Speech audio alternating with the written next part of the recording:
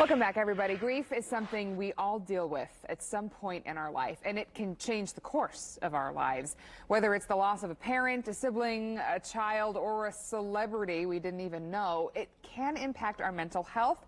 Dr. Danielle Henderson is a clinical psychologist with IU Health. We love to hear her perspective on some of these issues that reach Hoosiers each and every day, and something I know you work closely with your patients. Yes, indeed. As we look at grief coping, what's one of the first, rules of thumb, or the first thing that comes to your mind that people need to know about it? Well, I think one thing that I think is important is that grief is a natural response to loss. So today we're talking primarily about death, but grief can be a loss of anything, loss of a dream job, loss of a pet, that's something we don't really always talk about, loss of, some sort of, health condition, status, medical status, that is loss as well. Aren't there like 7 to 10 big life changes that can send you through the stages of grief? Everything from moving to a divorce to an actual death that can send you through what the same pattern would look like for somebody who lost a loved one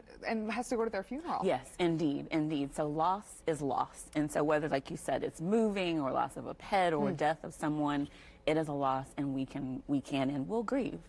As people start that process then, and they try to wrap their mind around what they're feeling, what are some of the first things you tell somebody in those beginning stages of, I'm just now starting to come to terms with the fact that this even happened? Sure. I think definitely giving yourself permission to experience whatever emotions you're experiencing. In our society, we don't always do a good job of allowing people to have any sort of emotional response, definitely maybe a sad emotion, and so just allowing yourself to experience that and giving yourself permission and compassion, I think, can be really helpful. So no tough love. No. Be good to yourself. Then. Yes. Does that translate to taking time off work, or going and reaching out to somebody in a counseling sphere, self-care, things like that? Yes, it can be a variety of things. So I think taking time to yourself, but then also trying your best to link up with friends who are reaching out to you, or maybe as you can, making initiative to reach out to other people. If you do feel like you need some time away from work, doing that. I know, again, in our society that's hard to do, or we can feel guilty for it, but taking time away from some responsibilities as best you can, and then definitely seeking support and counseling. That validation can be huge for somebody who's dealing with a loss. Just hearing somebody say, whoa, that's heavy, and you're like, yeah, it is.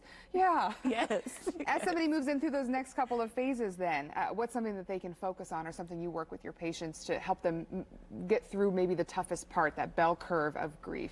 Well, I also try to remind my patients that grief looks different for everybody, and so there has been research that's shown that there are stages of grief, but not everyone goes through all of the stages, not everyone goes through the stages in a particular order, so your experience is going to be unique, and so we'll just try to meet you wherever you are and give you the best support that we can at that time. One thing I wanted to ask before we let you go, obviously in the news we cover a lot of local tragedies, but then some national ones as well. Kobe Bryant's death, for example, was so shocking. Yes. How do people sometimes grieve for somebody they've never even met? Well, I think for people we haven't met, celebrities, we see maybe similar characteristics between us, and they've been a part of our lives, and so when they are no longer present, that can be difficult for us. And then same on maybe a more local level, we still feel connection with people we don't know. Right, right. It happens in your city, and suddenly you're crying along with this person you've never met, and important to justify or validate those emotions and let yourself feel that, and of course get professional help if needed. Yes. Dr. Henderson, thanks for coming in and sharing such a powerful message for folks who we hope can find the peace that they're seeking. Yeah.